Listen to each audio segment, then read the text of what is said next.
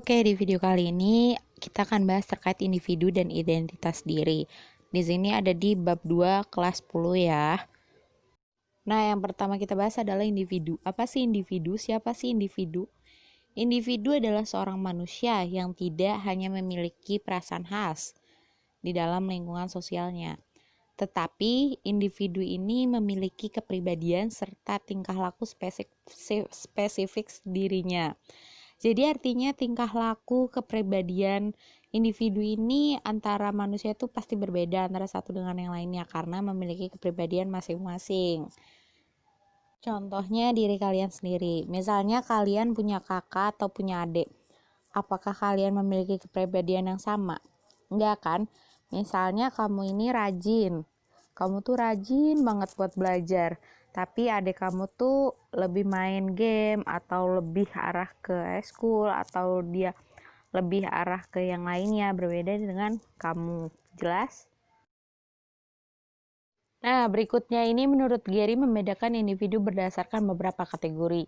Yang pertama ada perbedaan fisik, yang kedua perbedaan sosial, yang ketiga ada perbedaan kepribadian, dan keempat ada perbedaan intelijensi, dan yang terakhir ada perbedaan kecakapan.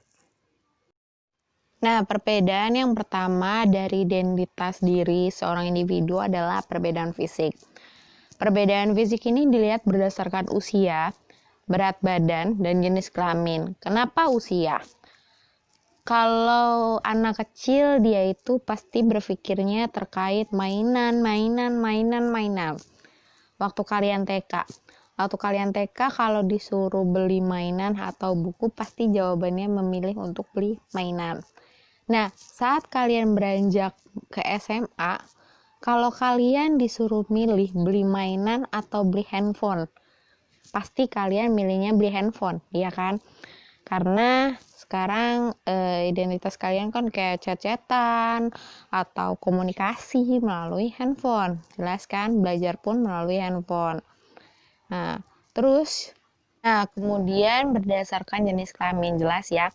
Kalau kepribadian perempuan dengan laki-laki ini pasti berbeda. Misalnya kebanyakan anak perempuan itu punya rajin belajar atau yang lainnya, sedangkan yang laki-laki ini lebih pekerja keras, seperti itu dari kepribadiannya sendiri. Berdasarkan berat badan bisa dilihat ya, orang gemuk dan orang kurus. Biasanya orang gemuk itu malas untuk berolahraga. Nah, perbedaan identitas atau individu lainnya yang kedua adalah perbedaan sosial. Perbedaan sosial ini dilihat berdasarkan status ekonomi, agama, hubungan keluarga, dan suku. Kenapa yang pertama status ekonomi? Bisa dilihat ke gambar kedua sebelah kanan ya. Sebelah kanan kalau dilihat dari layar kamera. Perbedaan identitas sendiri terlihat di mana kelas atas itu biasanya tinggal di gedung-gedung pencakar langit atau gedung-gedung bertingkat. Nah, sedangkan untuk kalangan kelas bawah seperti dilihat pada gambar bahwa dia itu pasti pemukimannya kumuh, tempatnya biasanya di pinggiran sungai. Nah, itu yang membedakan identitasnya dia, bahwa kalau kelas kaya itu identitasnya punya rumah mewah, hidupnya berglamor seperti itu. Paham? Yaitu perbedaan berdasarkan agama. Jelas ya, identitas agama memiliki identitasnya masing-masing. Seperti Islam, identitasnya kalau dia menggunakan hijab atau pakai kopea atau sholat ke masjid, itu sebagai identitas dari muslim. Sedangkan untuk agama Kristen, dia ini pasti kayak beribadah ke gereja atau menggunakan kalung salib, itu merupakan identitas. Jelas? Nah, perbedaan berikutnya itu dari berdasarkan hubungan atau hubungan keluarga. Nah, hubungan keluarga sendiri ini identitasnya sudah terlihat. Misalnya orang yang berkeluarga harmonis pasti diidentitaskan anaknya pasti baik gitu, anaknya nurut gitu, itu sebagai identitas. Sedangkan yang terakhir ini perbedaan berdasarkan suku. Perbedaan berdasarkan suku di sini dilihat dari suku Jawa. Misal kita ambil contoh suku Jawa dan suku Batak. Kalau Jawa itu kan biasanya dikenal atau memiliki identitas sebagai lemah lembut, gemayu. Nah, sedangkan Batak itu keras. Dia berbicara keras bukan berarti marah, tapi memang karakteristik dia seperti itu. Jelas? Nah, yang berikutnya ini perbedaan individu berdasarkan kepribadiannya. Perbedaan ini dibedakan berdasarkan watak dan sikap. Jelas ya, pada setiap individu itu pasti memiliki watak dan sikap yang berbeda. Misalnya nih, dalam gambar ini, ada yang pemarah dan ada yang memilih untuk diam, untuk menyelesaikan masalah. Itu dilihat dari watak dan sikapnya. Misalnya memang dia wataknya itu keras, ya mau bagaimanapun, mau dia yang salah atau maupun dia yang benar, tetap dia akan kekeh dengan apa yang dia ucapkan gitu. Paham? Udah jelas ya bahwa perbedaan kepribadian dari watak dan sikap itu bisa kalian lihat dari diri kalian sendiri dengan orang lain. Nah, yang berikutnya perbedaan individu berdasarkan intelijensi. Intelijensi sendiri, menurut Flynn pada tahun 1987 dalam buku Wahyuni tahun 2013 mendefinisikan bahwa intelijensi sebagai kemampuan untuk berpikir secara abstrak dan kesiapan untuk belajar dari pengalaman. Artinya di sini ini berhubungan dengan kemampuan dasar seorang individu di mana dia mendapatkan atas dasar pengalaman dia sendiri. Diri dilihat berdasarkan IQ seseorang. IQ seseorang pasti berbeda-beda kan dengan individu satu dengan individu lainnya. Nah, dari situ IQ itu dilihat dari bagaimana pengalaman dia. Karena semakin dia belajar, semakin dia banyak mengetahui, maka IQ-nya pun berbeda dengan orang yang hanya diam saja. Yang berikutnya perbedaan individu berdasarkan kecakapan. Kecakapan bahasa dan kepandaian di sekolah. Kecakapan bahasa itu biasanya emang jelas berbeda ya. Ada yang pemalu, ada yang memang berani di depan kelas, atau ada yang membuat pertanyaan tapi dilempar ke temannya. Nah, di sini saya kasih contoh diskusi kelas.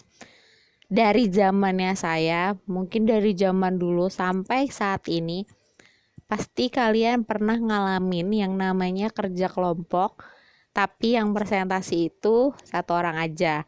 Nah, satu orang ini yang menjadi juru bicara itu memiliki kecakapan lebih tinggi daripada teman-temannya. Ada juga yang individu cuma menuliskan kalimatnya di secari kertas dan dilemparkan kepada juru bicara, padahal dia memiliki kepandaian namun dia tidak memiliki kecakapan berbicara. Ada juga yang di sekolahnya biasa-biasa saja, namun individu ini di luar sekolah dia lebih cerdas, misalnya dia bisa berdagang, bisa berbisnis atau lainnya, tapi di sekolahnya dia itu malas. Jelas? Berikutnya ciri dan sifat individu. Ciri dan sifat individu ini terbentuk atas dasar karakteristik bawaan atau biologis dan psikologis. Ada pula karakteristik yang dibentuk oleh lingkungan. Tapi sebenarnya ini saling mempengaruhi ya. Karakteristik yang dibawa secara biologis bisa dibawa juga ke lingkungan, dan mempengaruhi individu lain membentuk kepribadiannya. Jelas? Dan sebaliknya, lingkungan bisa mempengaruhi juga si karakteristik dan sifat dari individu sendiri. Sedikit catatan untuk kalian, tidak semua lingkungan itu merupakan faktor pendukung proses pembentukan kepribadian, tetapi lingkungan juga dapat menjadi faktor penghambat dalam proses pembentukan kepribadian. Kenapa seperti itu? Karena di lingkungan sendiri kan banyak kepribadian-kepribadian yang memang tidak sesuai dengan diri kalian. Akhirnya ada yang terbentuk untuk ke arah positif, namun ada juga yang ke arah negatif. Jelas? Berikutnya ada faktor pembentuk identitas diri dan kepribadian. Faktor yang pertama ada pola asuh. Yang kedua ada lingkungan. Ketiga ada model untuk identifikasi. Yang keempat ada pengalaman masa kanak-kanak. Yang kelima ada identitas etnis. Dan yang terakhir ada perkembangan kognisi. Ini nanti akan dijelaskan satu-satu bagian ya. Yang pertama ada pola asuh. Kalian udah pasti dengar ya pola asuh, pola asuh. Pola asuh itu biasanya berhubungan sama orang tua atau baby sister. Dalam pola asuh ini orang tua atau keluarga berperan penting dalam menerapkan pola asuh. hal yang penting karena pola asuh adalah hal yang penting dalam proses pembentukan karakter individu. Di sini saya kasih 2 contoh. Yang pertama yang di bawah sebelah kiri ini ada perempuan sendirian, anak perempuan sendirian yang sedang ditunjuk. Ini biasanya dilihat dari raut mukanya ada penuh dendam atau penuh marah dari gadis perempuan ini, gadis kecil ini nih. Nah, di sini ini biasanya orang tuanya menerapkan pola asuh yang keras atau tegas, sehingga nanti dia beranjak dewasa dengan kepribadian yang tegas, galak, dan bisa juga menjadi orang yang pemarah.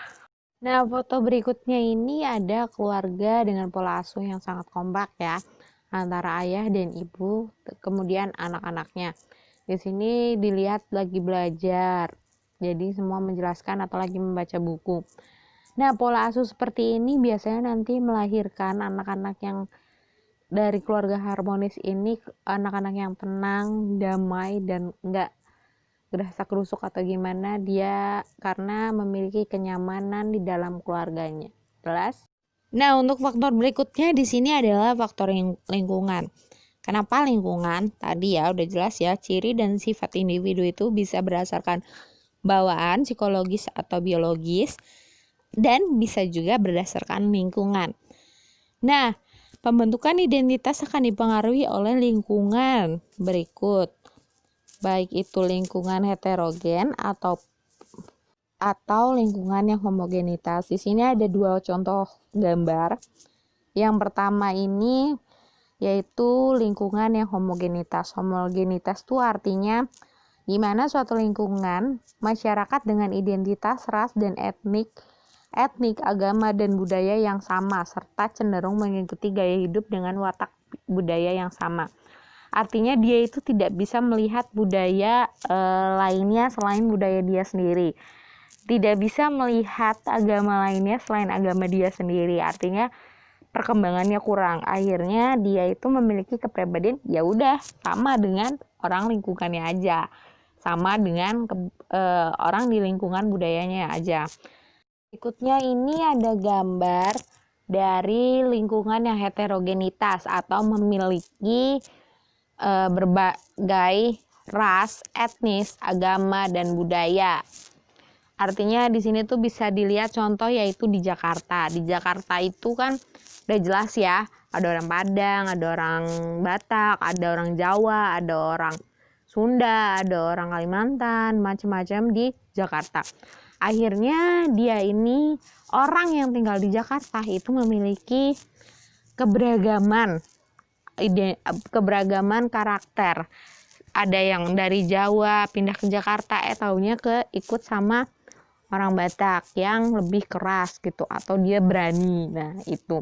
Terus ada juga yang misalnya orang Sunda yang tadinya dia kurang berani dan akhirnya menjadi berani. Jelas?